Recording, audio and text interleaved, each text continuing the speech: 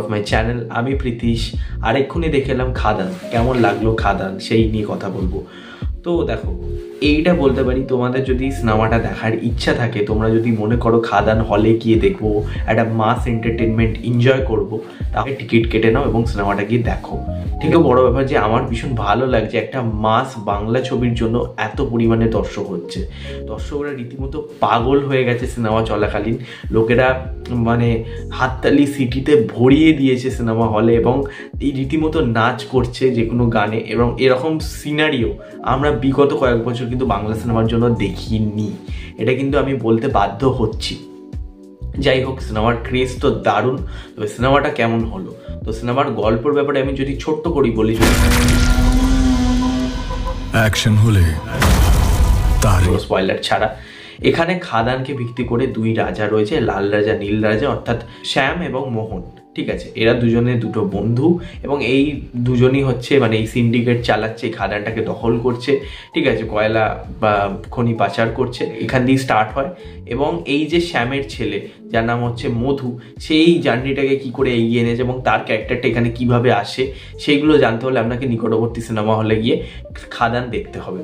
তো খাদানের গল্পের পজিটিভ দিক, নেগেটিভ দিক। সবার প্রথম আমি যদি গল্পের পজিটিভ দিকের কথা বলি, গল্পের যে যে জায়গায় মাস মোমেন্টগুলো রয়েছে সেগুলো লিটারেলি বলছি গুজবাম্পস দেবে, সেগুলো ওয়েল ডিজাইন।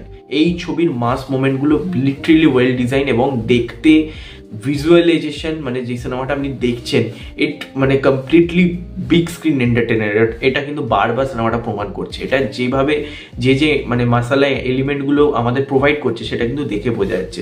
দ্বিতীয়ত হচ্ছে এই সিনেমার স্কেল, সেটা যেভাবে মানে বড় স্কেলে শ্যুট করা হচ্ছে সেটা কিন্তু আপনি প্রতিটা ফ্রেমে বুঝতে পারবেন।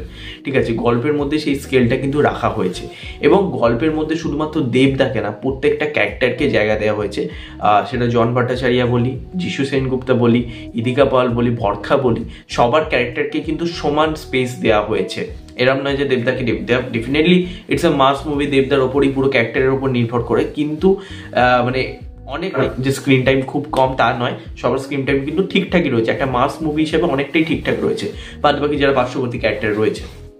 এবার যদি আমি কথা বলি গল্পের নেগেটিভ দিক, প্রথম নেগেটিভ দিক হচ্ছে এই ছবির শ্যাম মাহাতনের ক্যারেক্টার এখানে খুব কম সময় রাখা হয়েছে। তাকে কিন্তু অনেকটা স্পেস দেওয়া যেত। ঠিক আছে, তার যে সোয়াগ ছিল, তার যে মানে লুক অ্যান্ড ফিল ছিল, কথা বলার স্টাইল যেরকম ছিল, সেইগুলো দেখে সত্যি বলছি মজা পাচ্ছিলাম। বাট তার ক্যারেক্টার এখান থেকে সেরকমভাবে নেই, যতটা আমরা এক্সপেক্ট করছি সেরকমভাবে কিন্তু তার ক্যারেক্টার নেই। দ্বিতীয়ত হচ্ছে এবং আরেকটা যেটা নেগেটিভ দিক আমার গল্পের মনে হয়েছে সেটা হচ্ছে এই গল্পটা ভীষণ জাম্প করে চলে যায়। ফার্স্ট হাফে লিটারেলি বলছি মানে মোটামুটি রাজা রাজা যে গানটা আছে তার আগে অবধি সিনেমাটা কিন্তু ভীষণ জাম্প করে যাচ্ছে। মানে একটা সিনের ওপর কোনো মানে একটা যে ইম্প্যাক্ট, একটা সিন যে হচ্ছে, একটা ইমোশনাল সিন হচ্ছে, তার যে ইম্প্যাক্ট সেটা কিন্তু পড়ছে না দর্শকদের মধ্যে। তার কারণ হচ্ছে মানে সিনগুলো প্রচুর জাম্প করে চলে যাচ্ছে। ঠিক আছে, কোনো কিছু ইম্প্যাক্টটা সেভাবে ক্রিয়েট হচ্ছে গল্পের। এবার যদি আমি নেক্সট ডিপার্টমেন্টে আসি, সেটা হচ্ছে অ্যাক্টিং অ্যান্ড ডায়ালগস। অ্যাক্টিং এর দিক থেকে দেবদা মানে আমার কিছু বলার নেই, আমি লিটারালি স্পিচলেস। তার পারফরমেন্স টপ নচ, মানে সে জাস্ট ছিটকে দেওয়া পারফরমেন্স করেছে।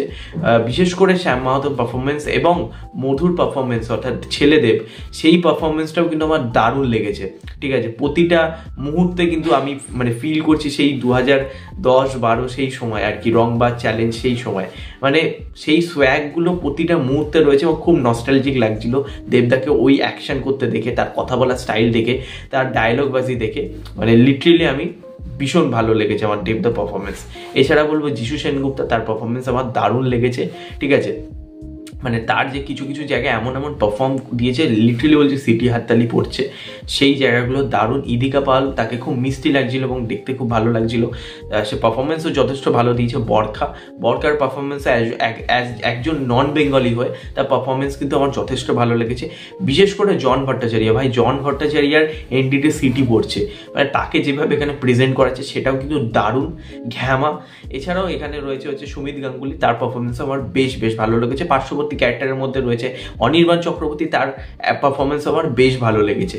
ডায়লগসের কথা বলবো, ডায়লগস আমার বেশ ভালো লেগেছে। কিছু কিছু জায়গায় খুব মাসি ডায়লগ রয়েছে যেগুলো হাততালি সিডি পড়বে, এবং প্রতিটা ডায়লগই এরকমভাবে ডিজাইন করা হয়েছে যেগুলো শুনতে কিন্তু বেশ বেশ ভালো লাগছে। এছাড়া আমি পরের ডিপার্টমেন্টে আসবো, direction and any technical aspect. ডিরেকশনের দিক থেকে সুজিত জিনু দত্ত ডেফিনেটলি তার ভিজুয়ালাইজেশন খুব ভালো, এবং এই ছবির মধ্যে সেটা কিন্তু ফুটেছে। তার যে চেষ্টাটা সেটা কিন্তু সফল হয়েছে আমি বলতে পারি, কারণ তার এক্সিকিউশন কিন্তু সিনেমার বেশ ভালো। এছাড়া সিনেমার বিজিএম খুব সুন্দর, মানে টপ নচ। মির্জাতে যেরকম আমরা বিজিএম দেখেছিলাম একটা মাস ছবি, এখানেও কিন্তু মানে দারুণ বিজিএম, ঠিক আছে। প্রতিটা মুহূর্তে বিজিএম গুলো যেভাবে আসছে এবং লিটারালি বলছি গুজবাম্পস দিচ্ছিল, ঠিক আছে, সেই জায়গাগুলো দারুণ লেগেছে। এছাড়াও গানগুলো খুব ভালোভাবে এখানে ইউজ করা হয়েছে, গানগুলো জোর করে ঢোকানো হয়নি, কিছু গান ব্যাকগ্রাউন্ডে বসেছে, ঠিক আছে, 8টা গান, সেই গানগুলো কিন্তু ঠিকঠাকভাবে জায়গা করে নিয়েছে এবং কোনো জায়গায় মনে হচ্ছে না গানগুলো বাড়তি। এছাড়াও কথা বলবো সিনেমার ভিএফএক্স এর কাজ, সেটাও কিন্তু আমার বেশ ভালো লাগে। ছবিটার রেটিং, এই ছবিটা আমার মনে হয় people should watch in theatre. এটা সিনেমা হলে দেখার মতনই সিনেমা।